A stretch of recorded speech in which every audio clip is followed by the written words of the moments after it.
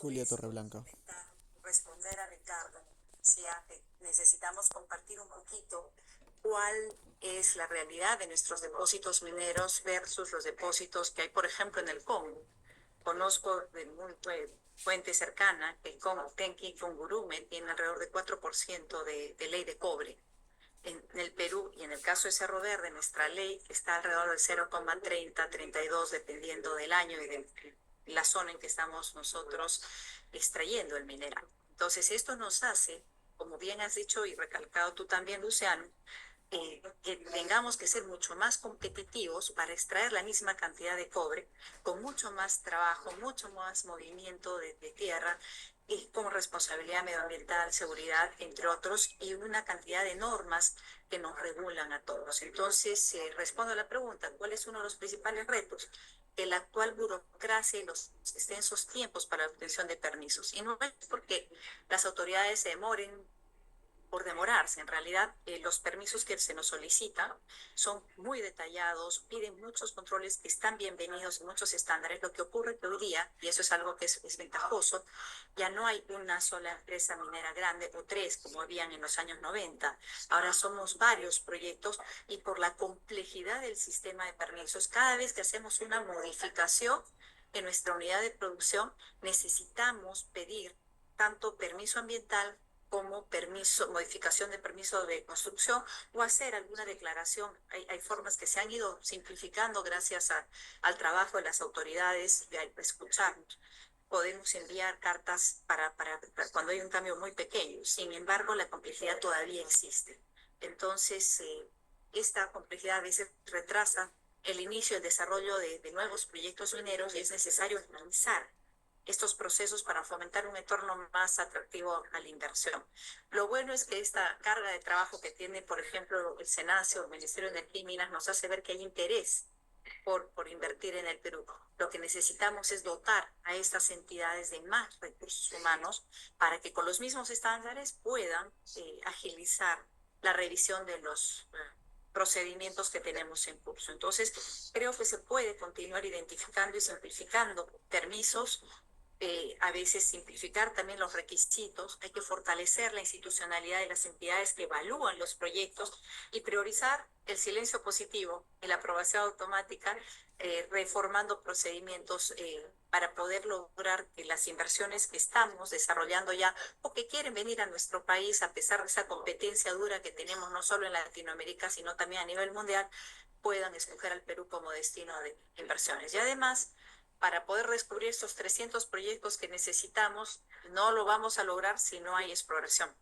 Si no hay exploración, no hay producción. Entonces, esta exploración es esencial para descubrir los yacimientos, garantizar sostenibilidad del sector a largo plazo y además implementar políticas que incentiven la exploración más dinámica y efectiva, permitiendo, por ejemplo, actividades sin instrumentos ambientales, siempre y cuando se cumplan con requisitos técnicos, garantizando plazos claros y cortos para evitar demoras administrativas, evitando nuevamente esta burocracia en los cambios que no tienen mayor impacto ambiental, entre otras iniciativas que se han presentado y se están trabajando ya.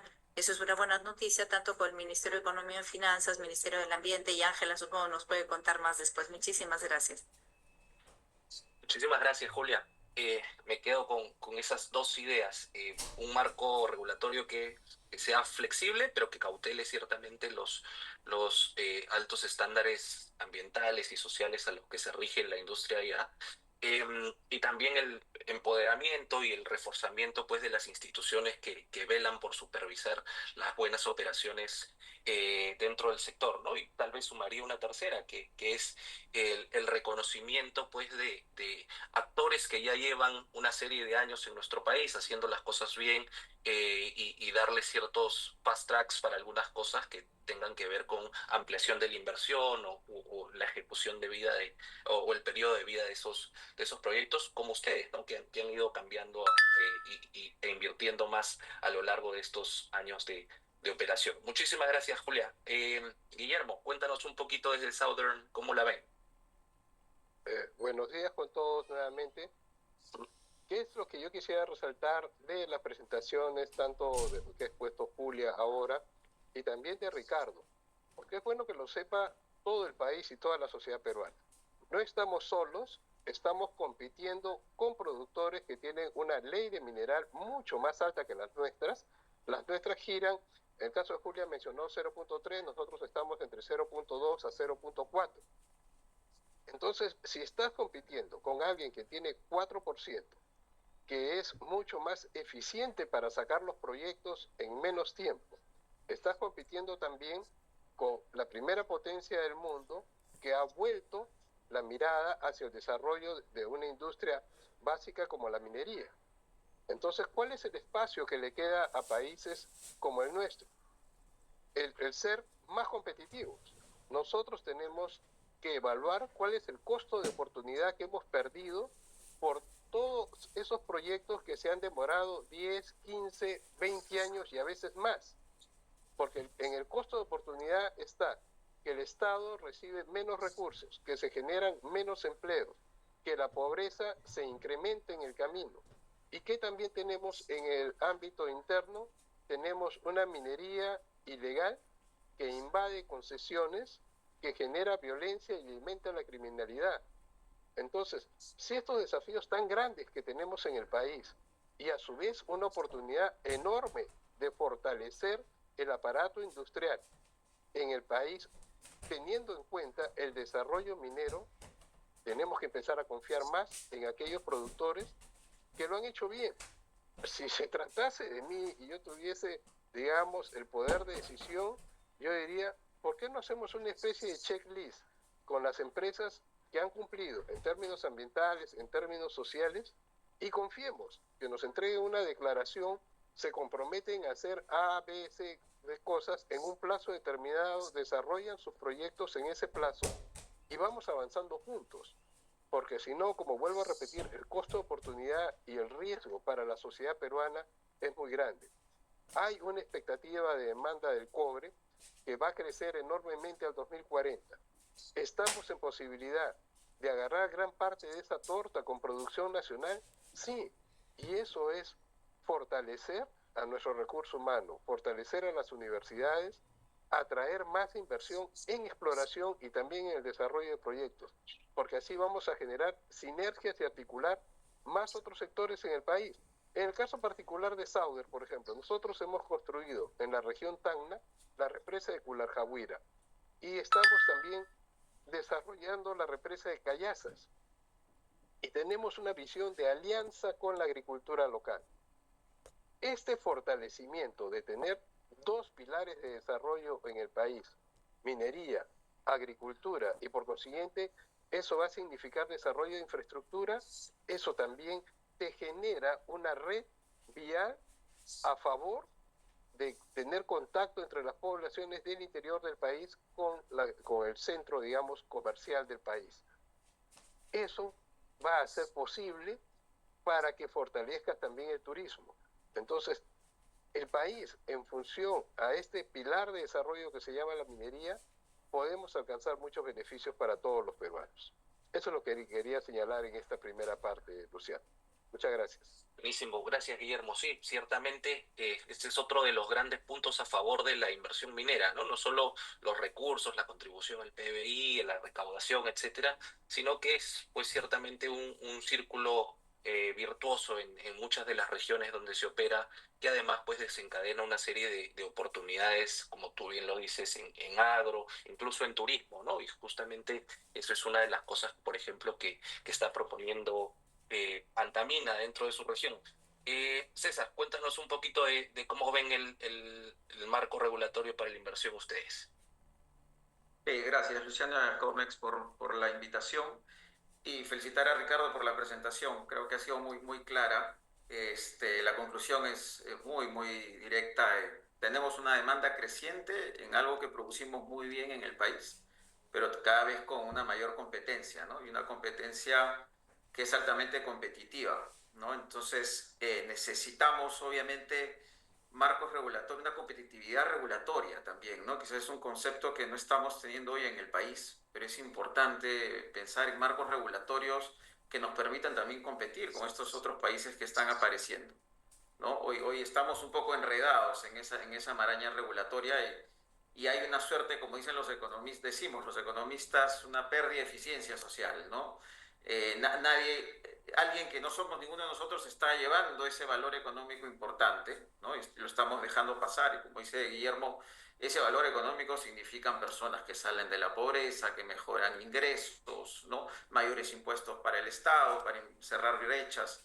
Entonces, hay una agenda pendiente, creo, en el marco regulatorio que existe.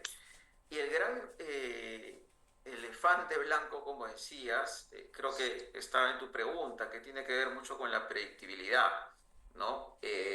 Cuando tienes impredictibilidad, digamos, una variable con mucha incertidumbre, es muy difícil ponerle un valor a eso y en función de ese valor tomar acciones de mitigación, ¿no? De un plan de acción para responder a ese riesgo, ¿no? Acá estamos un poco en un escenario con altísima incertidumbre, ¿no? Eh, Uno puede entender un marco regulatorio con muchas exigencias, pero en la medida que este sea predecible, pues bueno, se equipa de la manera adecuada y atiende esos requerimientos regulatorios, pero eso no está pasando acá, ¿no?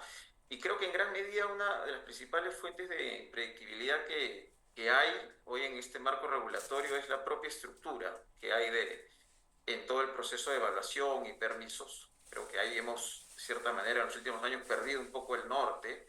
A veces el permiso es un fin en sí mismo y no entendemos que es un mecanismo, es un canal para un objetivo principal, sacar adelante una inversión, obviamente salvaguardando los estándares ambientales, ¿no? Y acá permíteme ponerle un poco de números a este tema de la estructura de evaluación y permisos, que en los 90, más o menos, cuando bueno, se iniciaron todas estas reformas estructurales en el país, mira, el número de instituciones públicas que estaban involucradas en procedimientos mineros en general, casi que lo podías contar con los dedos de una mano, ¿no?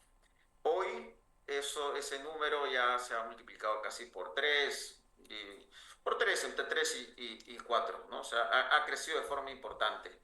Eh, y uno puede entender, digamos, la aparición de todas estas entidades, ¿no? Muchas de ellas creo, vienen de prácticas y estándares internacionales que muchísimos países, estos que conversaba Ricardo, con los cuales hoy competimos, también tienen esa estructura, ¿no?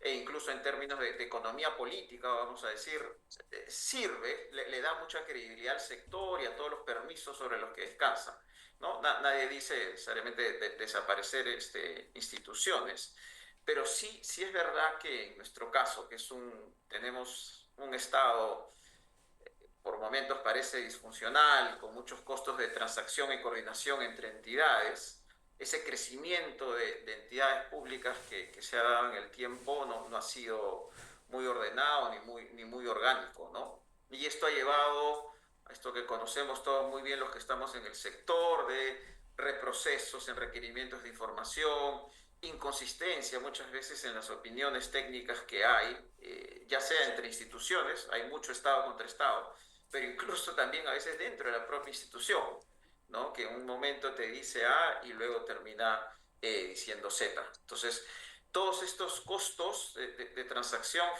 simplemente van minando un poco la competitividad que tiene el sector. Y nuevamente, en un entorno global con demanda creciente y alta competencia, estamos dejando mucho valor económico en la mesa, ¿no? Valor económico que se puede traducir, puede reflejarse en mejoras de desarrollo en nuestras regiones, ¿no? En términos de reformas o mejoras, yo me centraría mucho en el tema de fortalecimiento institucional diría dos instituciones creo que pueden ser muy importantes acá. Una es el MINEM, ¿no? Creo que siempre nos olvidamos que el MINEM es la entidad rectora de la política minera en el país, pero con el pasar del tiempo ha ido perdiendo peso en todo este proceso de evaluación y permisos ambientales, ¿no? Y son justamente todos estos procesos de evaluación y de permisos que son el canal de transmisión natural, por definición, que hace que los lineamientos de política se den en la realidad, ¿no? Entonces, tenemos una suerte de como un cerebro desconectado, ¿no? De los brazos y las piernas, ¿no? Y por eso que quizás por momentos uno pierde la orientación en la política minera de largo plazo que tiene el país, ¿no? Yo siempre pongo el ejemplo de algo que funciona muy bien acá en el país, que es la política monetaria y el Banco Central, ¿no? El Banco Central es el ente rector en la política monetaria, mantiene la inflación a raya en 2%, etc. Pero para que eso pase, el Banco Central tiene una serie de instrumentos, ¿no? Para controlar la inflación dentro de ese rango meta, ¿no? Tasas de encaje, la tasa de referencia, intervenciones en el mercado de dólares, en fin, varios, ¿no? Entonces, claro, tiene la rectoría y además tiene brazos y piernas para hacer que los lineamientos de su rectoría se cumplan en la vida real, a través del sistema financiero, etc., ¿no? Entonces, eso creo que en la parte minera lo hemos perdido, de cierta forma, ¿no? Entonces, creo que el MINEM, en la medida que podamos lograr que el MINEM recupere un poco ese peso que tenía en el pasado en estos procesos, creo que este sería un proceso mucho más ordenado, mucho más predecible, ¿no? Adicionalmente a este rol que yo digo que el MINEM debería tener, es importante también hasta por un tema práctico, ¿no? Todos sabemos que luego de todos los permisos ambientales vienen los permisos de construcción. En los permisos de construcción, sí, ciertamente el MINEM tiene un rol más importante, pero claro, se perdió el primer tiempo del partido.